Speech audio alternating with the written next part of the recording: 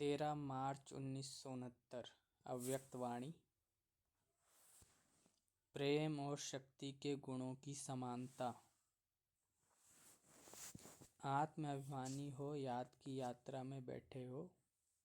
याद की यात्रा में भी मुख्य किस गुण में स्थित हो। याद की यात्रा में होते हुए भी मुख्य किस गुण स्वरूप हो। इस समय आपका मुख्य गुण कौन सा है। सभी ने अपना अपना विचार सुनाया। इस समय तो सभी विशेष प्रेम स्वरूप की स्थिति में हैं, लेकिन प्रेम के साथ साथ वर्तमान समय की परिस्थितियों के प्रमाण जितना ही प्रेम स्वरूप उतना ही शक्ति स्वरूप भी होना चाहिए। देवियों के चित्र देखे हैं। देवियों के चित्र में मुख्य क्या विशेषता होती है। अपने चित्रों को कब ध्यान से देखा नहीं है।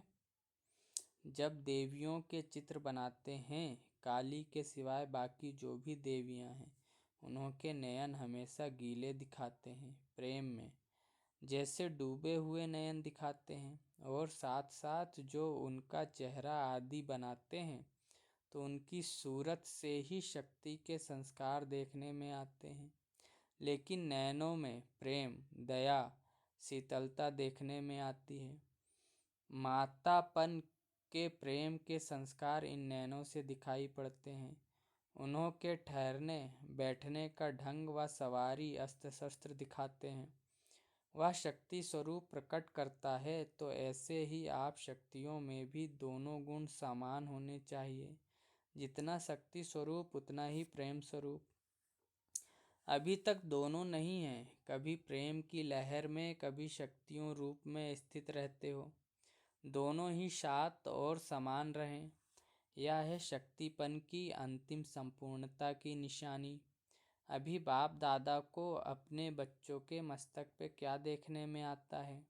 अपने मस्तक में देखा है क्या है।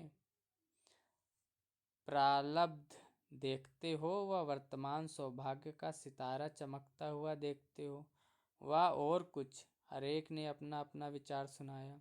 तीनों संबंधों से तीनों ही बातें देखने में आती हैं, इसलिए आपको त्रिशूल सौगात भेजी थी। तीनों ही सितारे दिखाई दे रहे हैं।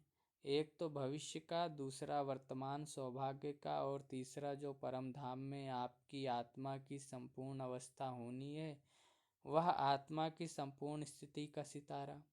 तीनों ही सितारे दिखाई पड़ते हैं। इन तीनों सितारों को देखते रहना। कभी कभी सितारों के बीच बादल आ जाते हैं, कभी कभी सितारे जगह भी बदली करते हैं, कभी टूट भी पड़ते हैं। यहाँ भी ऐसे जगह भी बदली करते हैं। कभी देखो तो बहुत ऊपर, कभी देखो तो बीच में, कभी देखो तो उससे भी नीचे। जगह भी अभी बदली नहीं करनी चाहिए। अगर बदली करो तो आगे भल बढ़ो, नीचे नहीं उतरो।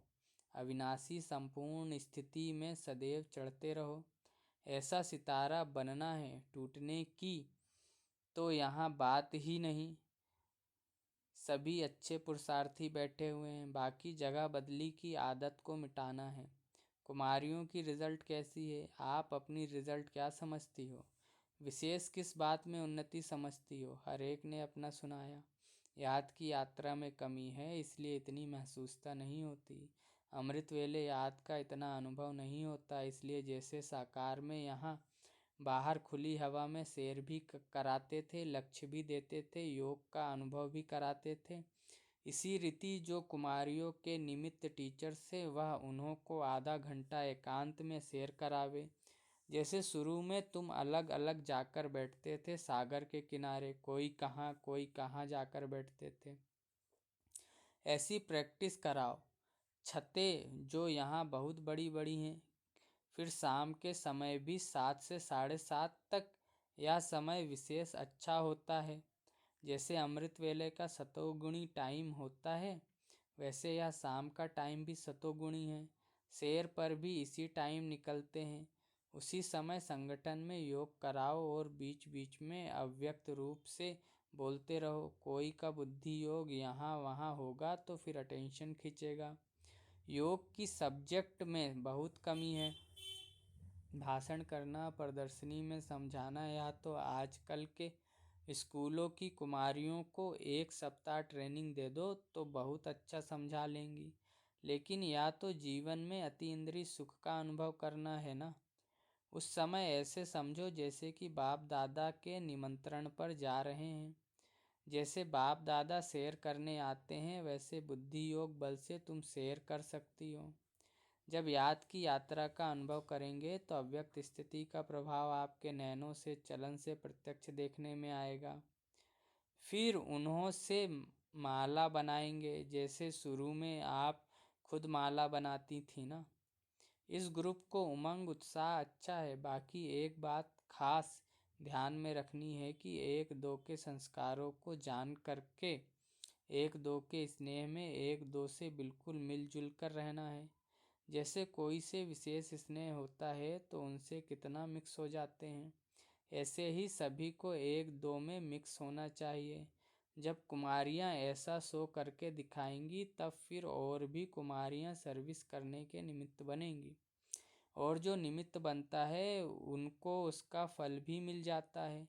आप सो के सो अनेक कुमारियों को उमंग और उत्साह उन्नति में लाने की, जितना ही उमंग से साकार निराकार दोनों ने मिलकर यह प्रोग्राम बनाया है, उतना ही इसका उजूरा दिखाना है। कई कुमारियों की उन्नति के निमित्त बन सकती हो, अपनी हम जीन्स को गिरने से बचा सकती हो।